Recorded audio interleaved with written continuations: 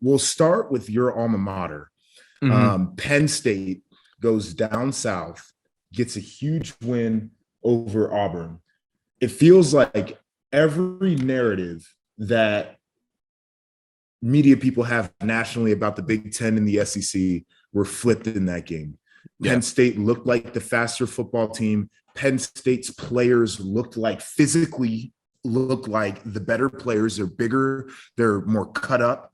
In the trenches, Penn State physically looked more dominant. It was a more physical performance out of them.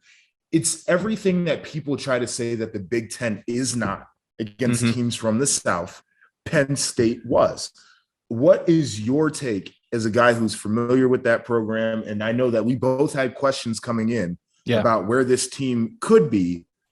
We knew what the personnel was and what type of step they could take. We knew what coaching changes have gone on in the past and went on this offseason. What were your biggest takeaways from that game? Yeah, I think I'll start with the big picture that, everyone's talking about how Auburn was down. Yeah, Auburn's not a very good football team, comparatively speaking to what they were, but still, when you go down there, they play in a very competitive league. It's hard to win in their stadium. All that aside, this is a massive win, no matter how you cut the cake, for all the reasons that you said. And then to kind of piggyback off that into what I saw, I talked about it. I've been really, really hard on Penn State's offensive line and their identity. The inability to run the football last year killed them, although they got up to the top 5 ranking at one point in time. Again, very, very gimmicky. And I think that forced Sean Clifford into some really tough situations over and over again. And there's something to be said about just really good, solid quarterback play. And that's what Sean Clifford is. And it's hard because everyone wants the CJ Stroud or the Bryce Young, or they want the flashy next, just loaded with talent type of player at that position. But Clifford has been very, very consistent. And I say it over and over again. He's never going to put you in bad situations. He's going to be there consistent. He's proven that he can win games with plays, but he's not going to do it by himself, Superman style, like some of these other guys can do. And their ability to run the football against an Auburn team who is supposed to be fast, physical, all those things that you're talking about, the ability for them to line it up old school under center, turn around and hand it off to Nick Singleton and rip off some big, big physical plays. And it wasn't just the O-line. The tight ends are a very strong physical group. That's a really good group. Yeah. Bretton Strange, he opened up a couple of those on those powers to the single, like unbound, like tight end side there that Nick ended up ripping off.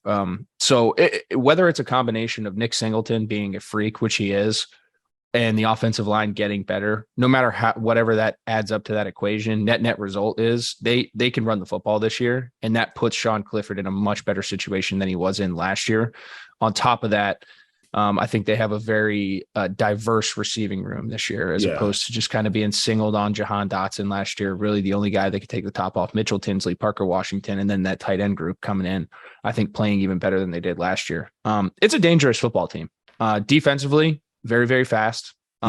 Very, very much more physical with PJ Mustipher in the front up there. I think he's a huge anchor for them.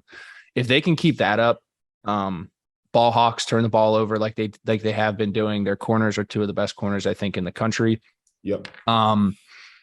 It's this team is shaping up. It hasn't been this whole preseason hype buildup, but this team has played their way into it by going in and beating Purdue and then coming out and stomping on Ohio like they were supposed to, and then going down and really putting a stamp on their growth and development down at Auburn. And, they got 2 weeks now, 3 weeks with a bye week before they really find out who they are. I think they have a run of Michigan, Minnesota, and Ohio State. But I think they have 2 of them at home, which is huge. So we'll see what happens. And I think that this team's really poised and headed in the right direction. And again, I got to give my roses because I've been really, really hard on the program. I thought up front, physically, they showed some things, and it's going to help the team, and it's going to help Sean Clifford.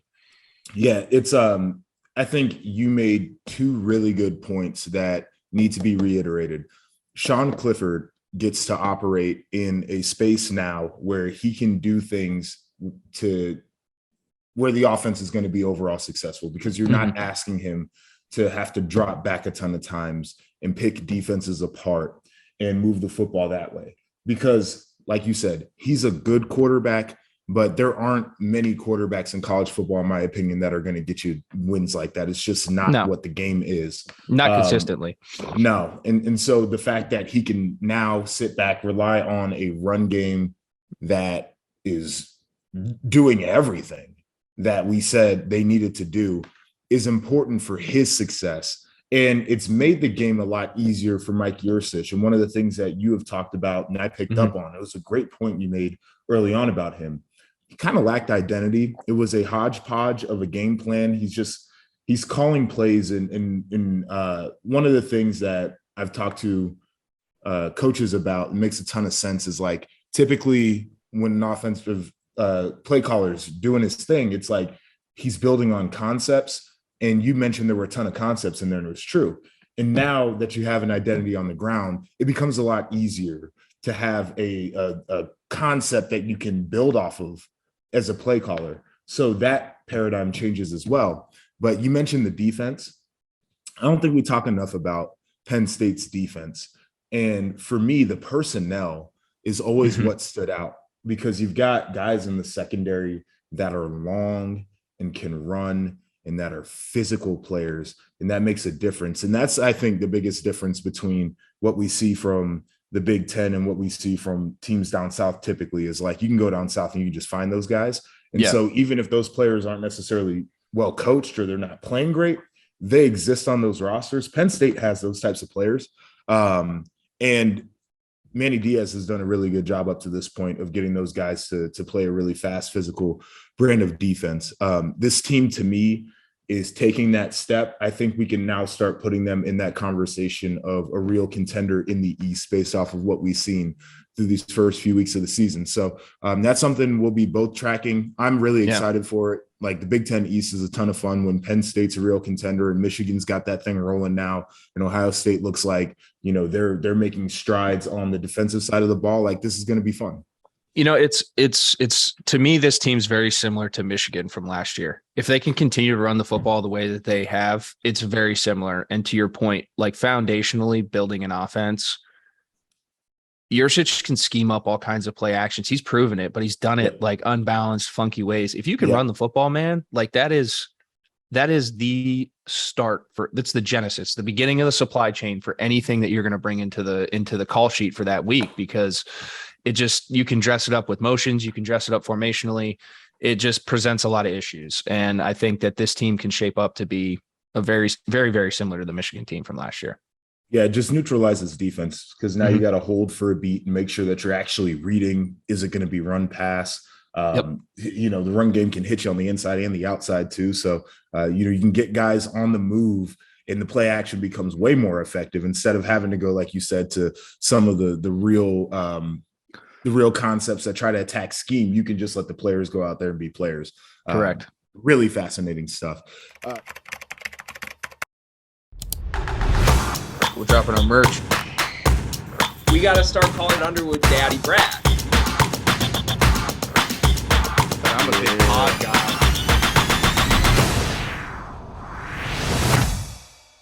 Breaking news. The Field of 68 has an online store, and it's your one-stop shop for the latest and greatest merch in college basketball and college football. You can find shirts to support your favorite team, make fun of your rival team, or boast Field of 68 catchphrases like Daddy Brad, Cussin' and Discussin', and the Star Heels. Go to www.fieldof68.shop today and enter promo code TOUCHDOWN for 20% off at checkout. What's going on, guys? Rob Doster here, the founder of the Field of 68 and the Field of 12 Media Networks. I wanted to take a quick minute to let you guys know about an exciting new project that we have been working on for the last 3 months. The Almanac, an all-encompassing preview of the 2022-23 college basketball season. We spoke with every single Division I head coach to give you a robust and accurate preview for all 363 Division I college basketball teams. We have predictions for conference finishes for all 32 leagues. We have features on the best freshmen, the best big men, the breakout stars, the coaches on the hot seat, so much more. It is 600 100,000 words of sheer happiness for the college basketball fan in your life. The Almanac is going to be available for digital purchase on September 26th for just $19.99, but you can pre-order it today using the promo code HOOPS and save 20%. Just hit the link in the description below.